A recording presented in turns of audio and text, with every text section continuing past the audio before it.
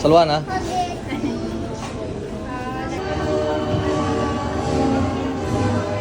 Po. Enjoy your day po.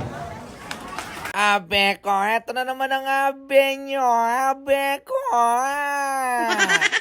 Eto na nga yung araw na mag-graduate na si abe nyo. Abe ko, tignan nyo naman kaganda ngayon. Abe ko, at hindi lang ngayon, abe ko, dahil always siya laging maganda.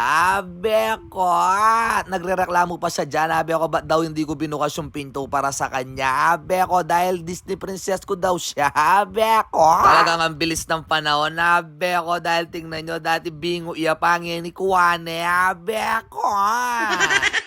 At mabilis na nga pala kami nakarating dito sa may City Mall, dito sa may Dao, abe ko, dahil late na kami. Kami na lang yung huli, abe ko, kami na mong panenayan da, abe ko.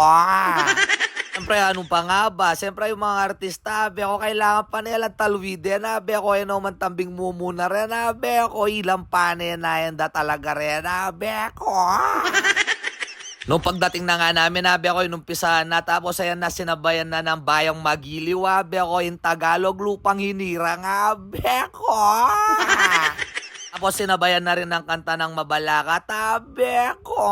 At nung natapos na nga yung kanta ng Mabalakat, abe ko, yan na nga, nag-speech na si Mayor, abe ko, si Mayor Chris Garbo ng Mabalakat, abe ko.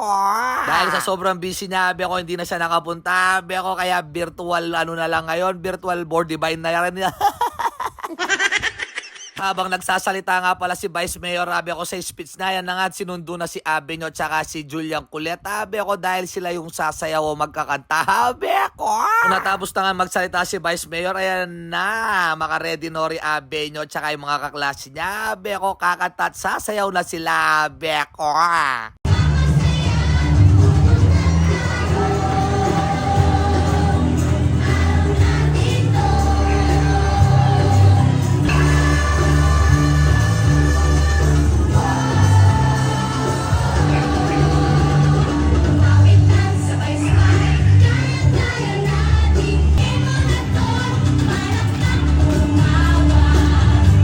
O, diba? Nakuha yung talent ko ni Abe nyo. Abe ko, sana tuloy-tuloy yung lakas ng loob sa pag-akyat sa stage ng ganyan. Abe ko, dahil nung ako yung bata, abe ko, ganyan na ganyan talaga ako. Abe ko, umakit ako sa stage kahit hindi ko alam. Abe ko. Araw-araw niyang pinapractice sa bayan. Abe ko, lalo na sa pagtitiktok niya. Abe ko.